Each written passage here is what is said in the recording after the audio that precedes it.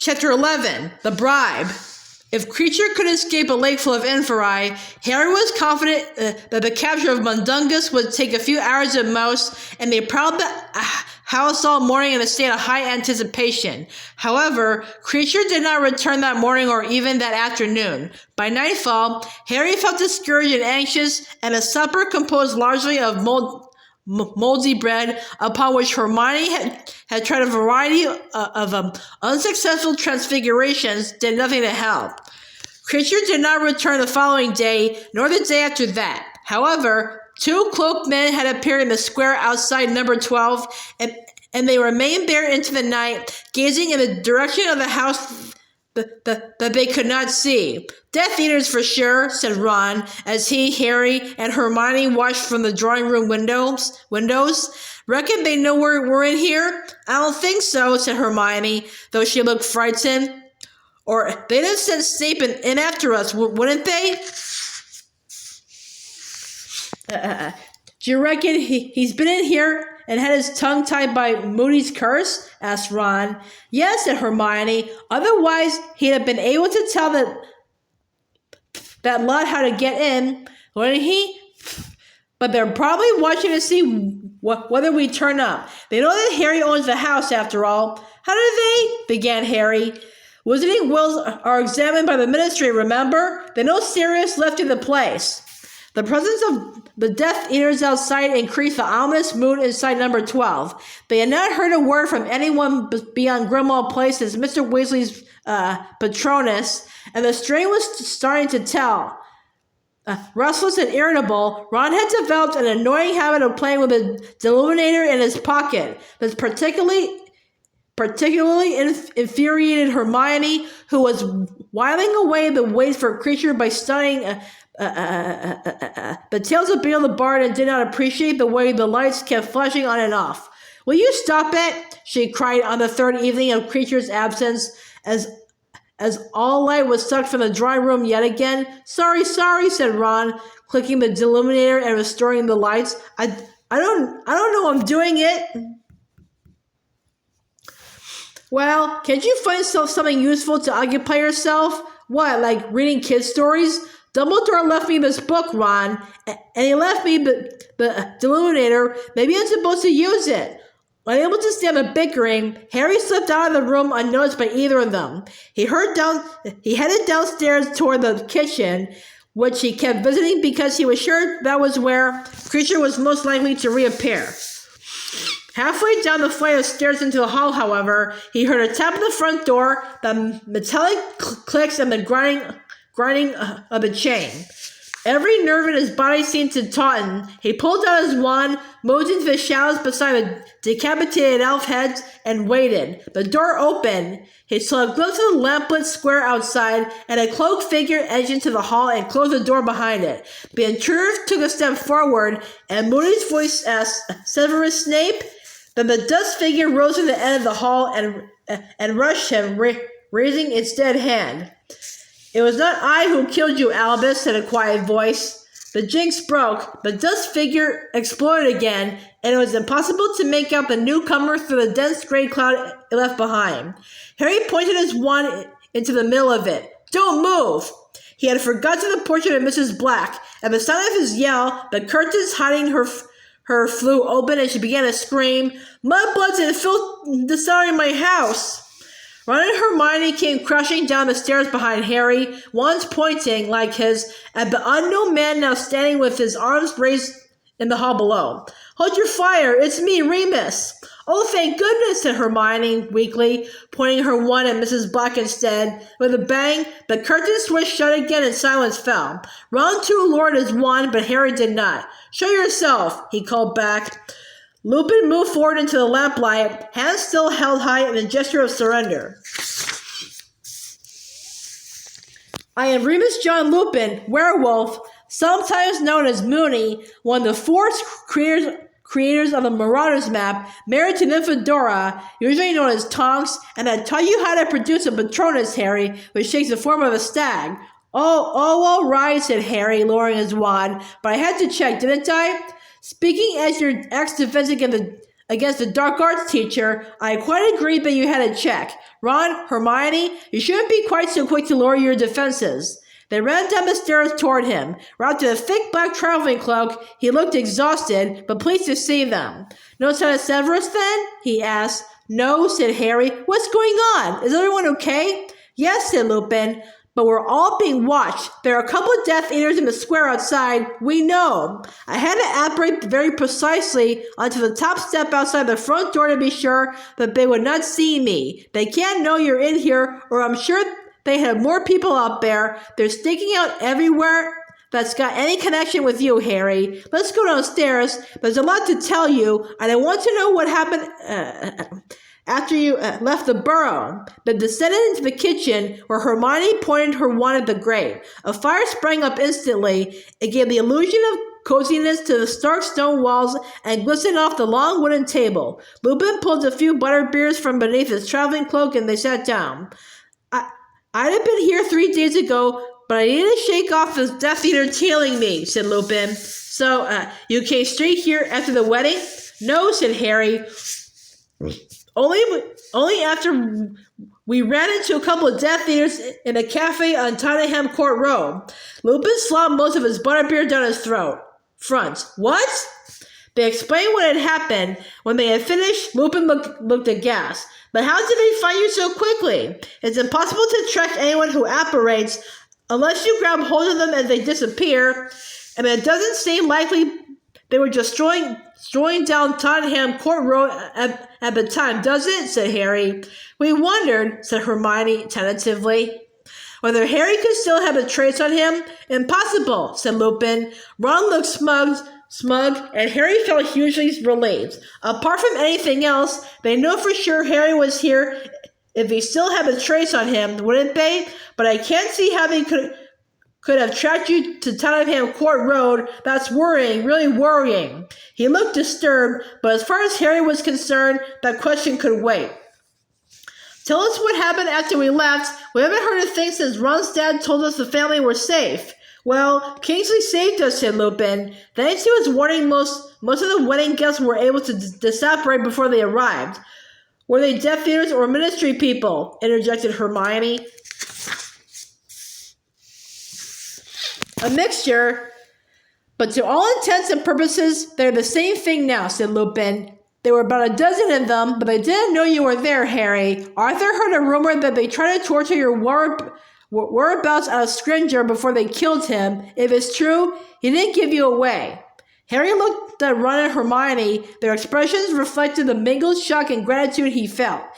He had never liked Scringer much, but if what Lupin said was true, the man's final act had been to try to protect Harry. The Death Eaters searched the burrow from top to bottom, Lupin went on. They found the ghoul, but didn't want to get too close, and then they interrogated those of us who remained for hours. They were trying to get information on you, Harry, but of course nobody apart from the Order knew that you had been there. At the same time that they were smashing up the wedding, more Death Eaters were forcing their way into every Order-connected house in the country. No deaths, he added quickly, forestalling the question. But they were rough. They burned down Daedalus Diggle's house, but as you know, he wasn't there, and they used this Crusaders curse on Tonks's family. Again, trying to find out where you were after you visited them. They're all right. Shaken, obviously, but otherwise okay. The Death Eaters got through all those protective charms? Harry asked, remembering how effective these had been on the night he had crashed in Tonks's parents' garden. What you've got to realize, Harry, is that the Death Eaters have got the full might of the Ministry on their side now, said Lupin. They've got the power to perform brutal spells without fear of identification or arrest. They managed to penetrate every defensive spell we cast against them, and once inside, they were completely open about why they come.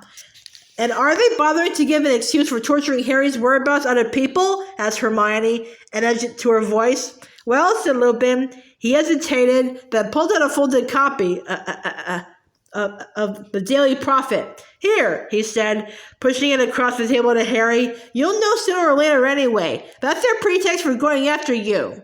Harry smoothed out the paper. A huge photograph of his own face filled the front page. He read the headline over it.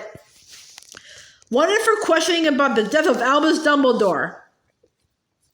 Ron and Hermione gave roars of outrage, but Harry said nothing. He pushed the newspaper away. He did not want to read any more. He knew what it would say. Nobody but those who had been on top of the tower when Dumbledore died knew who had really killed him, and, as Rita Skeeter had already told the Wizarding World, Harry had been seen running from the place moments after Dumbledore had fallen. "I'm sorry, Harry," Lupin said. "So Death Eaters have taken over the Daily Prophet too?" asked Hermione furiously. Lupin nodded. "But surely people realize what's going on?" "The coup has been smooth and virtually silent," said Lupin. The official version of Scrimgeour's murder is that he resigned. He has been replaced by Pious Thickness, who is under the Imperious Curse. "Why didn't Voldemort declare himself Minister of Magic?" asked Ron. Lupin laughed. "He doesn't need to, Ron. Effectively, he is a minister, but why should he sit behind a desk at the ministry? His puppet, Thickness, is taking care of everyday business, leaving Voldemort free to extend his power beyond the ministry. Naturally, many people have deduced what has happened. There has been such a dramatic change in ministry policy in the last few days, and many are whispering that Voldemort must be behind it. However, that is the point. They whisper. They daren't confide in each other, not knowing whom to trust. They are scared to speak out in case their suspicions are true and their families are targeted. Yes, Voldemort is playing a very clever game. Declaring himself might have provoked open rebellion. Remaining masked has created confusion, uncertainty, and fear. And this dramatic change in ministry policy," said Harry, "involves warning the Wizarding World against me instead of Voldemort?" "That's certainly part of it," said Lupin, "and it is a masterstroke. Now that Dumbledore is dead, you, the boy who lived, were sure to be the symbol and rallying point for any resistance to Voldemort. But by suggesting that you had a hand in the old hero's death, Voldemort has not only set a price upon your head, but sown doubt and fear amongst many who would have defended you. Meanwhile, the Ministry has started moving against Muggleborns." Lupin pointed at the Daily Prophet. "Look at page 2. Hermione turned the pages with much the same expression of distaste she had worn when handling secrets of the darkest art.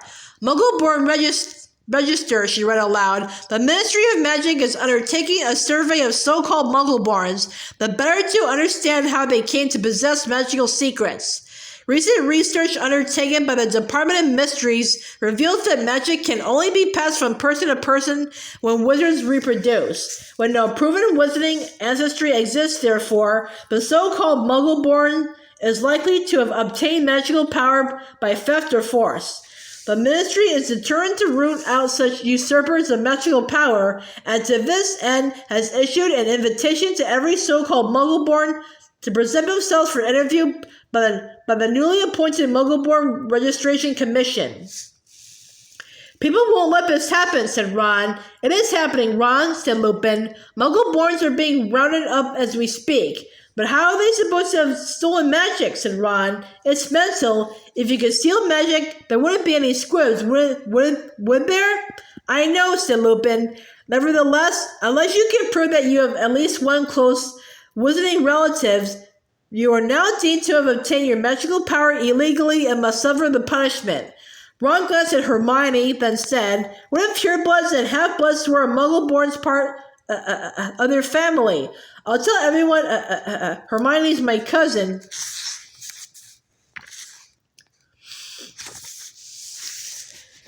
Hermione covered Ron's hand with hers and squeezed it. "Thank you, Ron, but I couldn't let you. You won't have a choice," said Ron fiercely, gripping her hand back. "I'll teach you my family tree so you can answer questions on it." Hermione gave a shaky laugh. "Ron, as we're on the road with Harry Potter, the most wanted person in the country, I don't think it matters. If I was going back to school, it wouldn't be different. What Voldemort's planning for Hogwarts?" she asked Lupin. "Attendance is now compulsory for every young witch and wizard," he replied. "That was announced yesterday. It's a change because it was never obligatory before.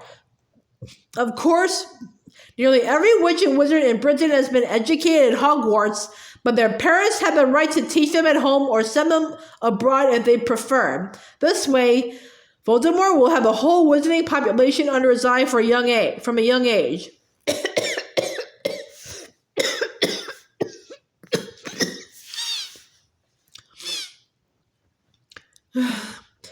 And it's also another way of weeding out Muggleborns, because students must be given blood status, meaning that they have proven to the Ministry that they are of wizard descent before they are allowed to attend. Harry felt sickened and angry. At this moment, excited 11-year-olds will be poring over stacks of newly purchased spell books, unaware that they would never see Hogwarts, perhaps never see their families again either.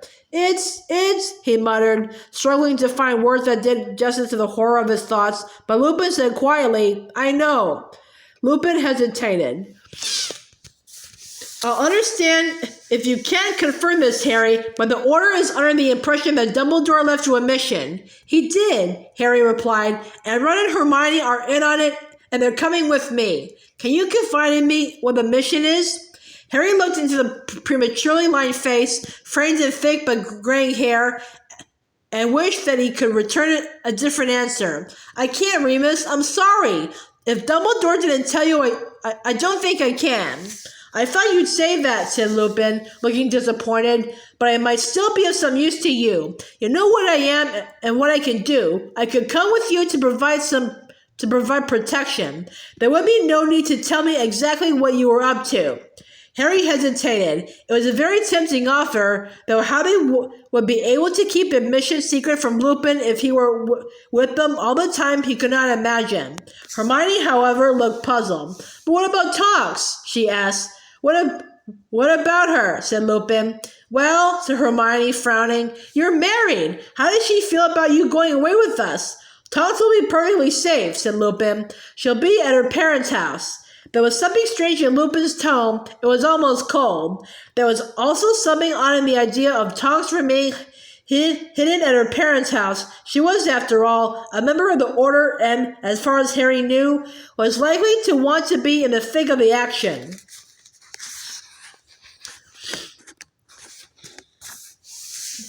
Remus, said Hermione tentatively, is everything all right, between you and... Everything is fine, thank you, said Lupin pointedly. Hermione turned pink. There was another pause, an awkward and an embarrassed one, and then Lupin said, with an air of forcing himself to admit something unpleasant, Tonks is going to have a baby. Oh, how wonderful, squealed Hermione. Excellent, said Ron enthusiastically. Congratulations, said Harry. Lupin gave an artificial smile that was more like a grimace, then said, So, do you accept my offer? Will 3 become 4? I cannot believe that Dumbledore would have disapproved. He appointed me your defending of the dark arts teacher, after all. And I must tell you that I believe that we are facing magic many of us had never encountered or imagined. Ron and Hermione both looked at Harry. Just to be clear, he said, you want to leave Tonks at her parents' house and come away with us? She'll be perfectly safe there. They'll look after her, said Lupin. He spoke with a finality bordering on indifference. Harry, I'm sure James would have wanted me to stick with you. Well, said Harry slowly, I'm not. I'm pretty sure my father would have wanted to know why you aren't sticking with your own kid, actually. Lupin's face drained of color. The temperature in the kitchen might have dropped 10 degrees. Ron stared around the room as though he had been bidden to memorize it, while Hermione's eyes swiveled backward and forward from Harry to Lupin. You don't understand, said Lupin at last. Explain then, said Harry. Lupin swallowed. I made a great mistake in marrying Tonks. I did it against my better judgment, and I have regretted it very much ever since. I see, said Harry. So you're just going to dump her and the kid and run off with us? Lupin sprang to his feet. His chair toppled over backward, and he glared at them so fiercely that Harry saw, for the first time ever, the shadow of the wolf upon his human face. Don't you understand what I've done to my wife and my unborn child? I should never have married her. I made her an outcast. Lupin kicked aside the chair he had overturned. You've only ever seen me amongst the Order, or under Dumbledore's protection at Hogwarts. You don't know how most of the wizarding world sees creatures like me. When they know of my affliction, they can barely talk to me. Don't you see what I've done? Even her own family is disgusted by our marriage. What parents want their only daughter to marry a werewolf? And the child, Lupin actually sees handfuls of his own hair. He looked quite deranged. My kind doesn't usually breed. It will be like me. I am convinced of it. How can I forgive myself when I knowingly risk passing on my own condition to an innocent child? And if, by some miracle, it is not like me, then it will be better off, 100 times so, without a father of whom it must always be ashamed. Remus, whispered Hermione, tears in her eyes, don't say that. How could any child be ashamed of you?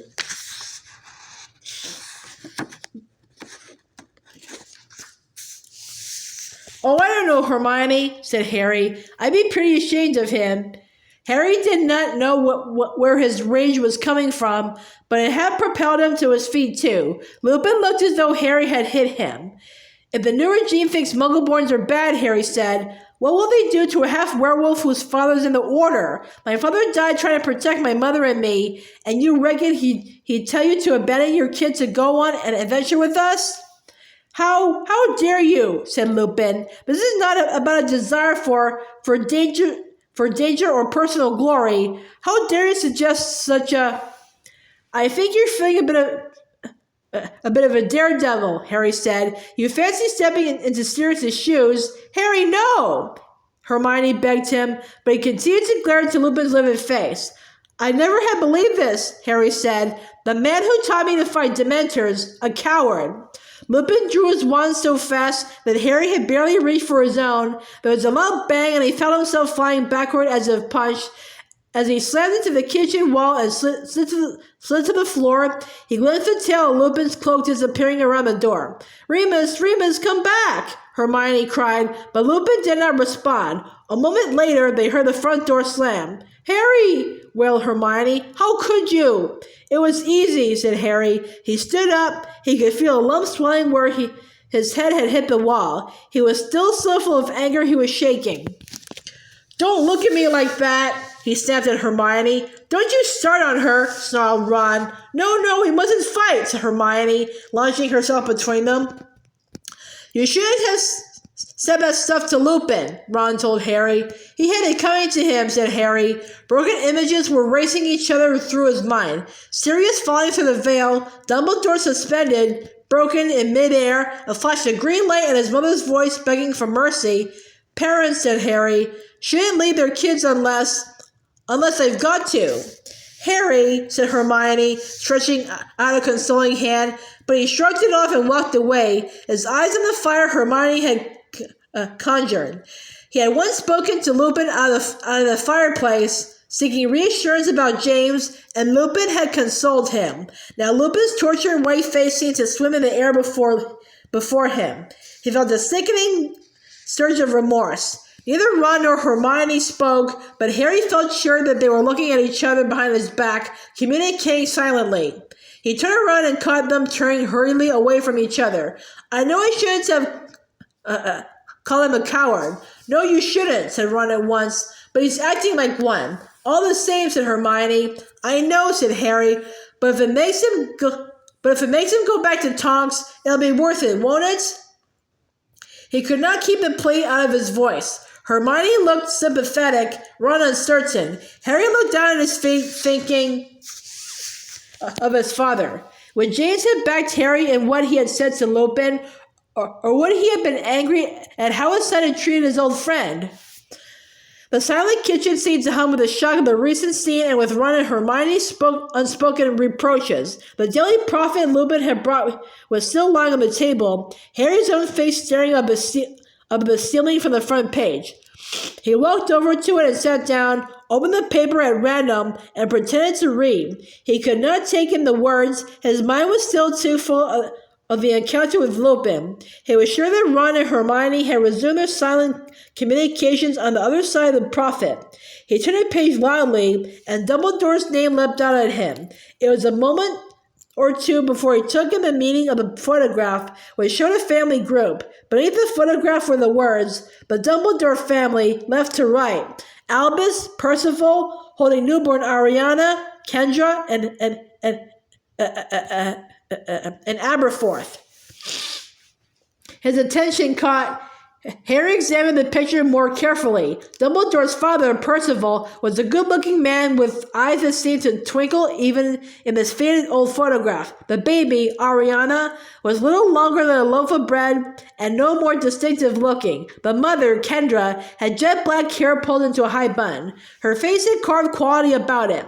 Harry thought of photos of Native Americans he'd seen as he studied her dark eyes, high cheekbones, and straight nose, formerly composed above a high-neck silk gown. Albus and Aberforth wore matching lacy collared jackets and had identical shoulder-length hairstyles. Albus looked several years older, but otherwise the two boys looked very alike, for this was before Albus's nose had been broken and before he started wearing glasses.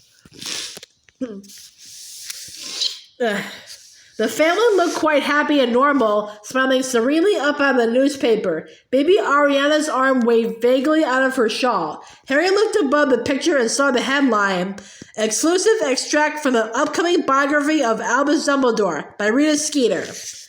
Thinking that it could hardly make him feel any worse than he already did, Harry began to read. Proud and haughty, Kendra Dumbledore could not bear to remain in mold on the wall after her husband Percival's well-publicized arrest and imprisonment in Azkaban. She therefore decided to uproot the family and relocate to Godric's Hollow, the village that was later to gain fame at the scene of Harry Potter's Strange Escape from You-Know-Who. Like mold on the wold, Godric's Hollow was home to a number of wizarding families, but as Kendra knew none of them, she would be spared the curiosity above her husband's crime she had faced in her former village. By repeatedly rebuffing the friendly advances of her new wizarding neighbors, she soon ensured that her family was left well alone. Slammed the door in my face when I went around to welcome her with a batch of homemade cauldron cakes, said Bathilda Bagshot. The first year they were there, I only ever saw the two boys. Wouldn't have known there was a daughter if I hadn't been picking Pleasantines by moonlight and the winter after they moved in, and saw Kendra leading Ariana out in the back garden. Walked her around the lawn once, keeping a firm grip on her, but took her back inside. Didn't know what to make of it.